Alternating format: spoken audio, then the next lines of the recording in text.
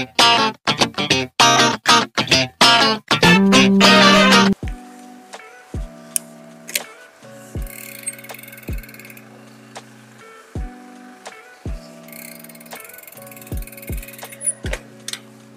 pwede dun eh.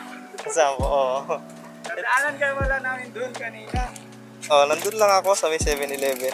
Trail nga sana kami. Oo. Kaso yung bike nga niya. Mm. May natunog. Press fit kasi ng carbon. Ah, okay. Park muna tayo dito sa may tapat ng Petron. Ito yung usual na tinatambayan namin dito pag nagkakape kami. Kasi sa Westgate, dun sana kami magkakape. Kaso nga lang, napakadaming tao. So far dito, halos wala naman eh. Ito yung sinasabi ko sa inyong frame guys. Yan.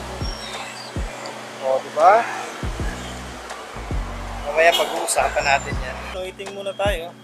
Mag-order pa sila ng kape. Konting hintay na lang to guys at pag-uusapan na natin tong bagong frame na ilo-launch nila in the market. Hello, magandang araw. Ako pala si Arafat, founder na gumawa ngayon ng brand na Jukeraker. Kami ngayon, nag-launch kami ng bagong model namin, which is yung pinakauna, yung Apex X1. So ngayon, gusto namin ipakita ngayon yung frame.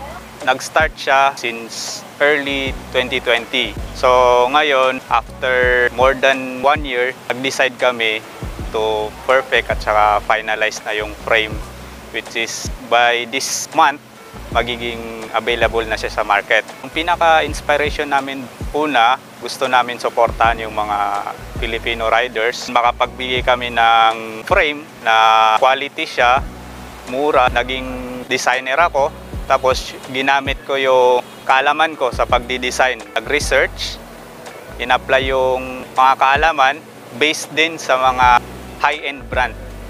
Purely locally designed.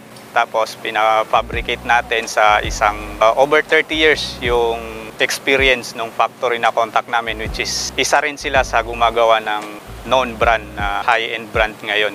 So ito siya, yung unang model namin, design siya sa Aggressive XC. Tinawag namin siyang Apex X1. Ito yung pinaka-logo namin. So ang model na to, behind dito, sa naming niya, Apex X1 itself is yung Apex, it's like to the peak. The peak siya. So ito yung pinakaunang model namin, yung X, it means for XC. Racing siya, XC frame siya. So the first model, kaya siya 1. Naka-tapered yung head tube, integrated, diretso lang, bearing lang yung gagamitin, which is para makasave tayo ng weight. So hindi na tayo gagamit ng cap. Threaded yun yung BB niya, which is standard lang din, so madali maghanap ng threaded BB. 31.6 yung seat post. Lastly is yung QR siya. May dalawa kaming kulay, black red at saka black white. Ito yung black red niya. 27.5 lang muna yung available na frame. Size 16. So pwede siya sa 5'2 to 5'8 yung suggested namin dito. Weight nito, naglalaro siya ng 1.9. Since for the Pride, nilagay namin yung Design in Philippines. Sa mga dealer namin ngayon actually is available na sa iba yung frame na ito. Maybe late this month or early October, magiging available na to sa mga market natin sa Pinas. Yung price nito, SRP niya is 5,725. Price naman, palagay din namin is worth it naman para sa frame na ito.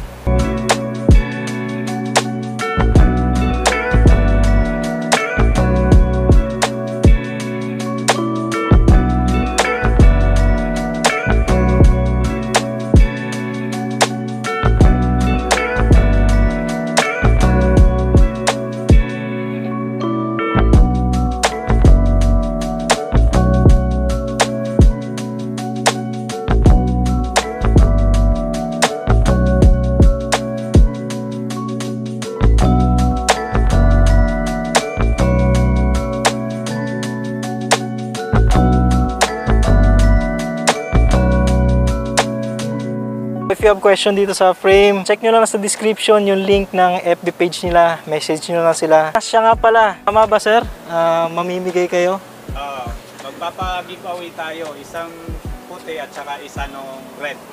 So ayun, abangan nyo na lang sa page nila. Kaya huwag nyo kakalimutan na i-click yung link ng page nila dyan sa may description natin para updated kayo dun sa pamimigay nila na frame. Okay, siguro to, no? Sige, ayan. Subukan Kaya Pero siguro. magaan naman. Kaso nga lang, yung Balance. balance na kasi yung baka hindi komportable eh. sa likod. Thank you po. Okay. Okay, bossing, thank you. Alright. Okay. Pauwi na tayo. At maraming salamat kay Boss Arafat ng Juke Raker sa pagbibigay nito sa akin. Ayan, may bago na naman tayong i-review na frame. Hopefully mabuo natin to agad para ma-try na natin sa trail. Tsaka guys, abangan nyo sa page ng Juke Raker yung pag-giveaway nila. Mamimigay sila ng 2 ganito na frame. So yan, huwag nyo kakalimutan na i-click sa description yung link ng FB page nila. Like and share nyo na rin. At syempre, don't forget to subscribe sa channel natin and hit the notification bell mga trophies para updated kayo sa mga video natin. Kita kayo tayo sa next video. Ride safe sa inyo and God bless!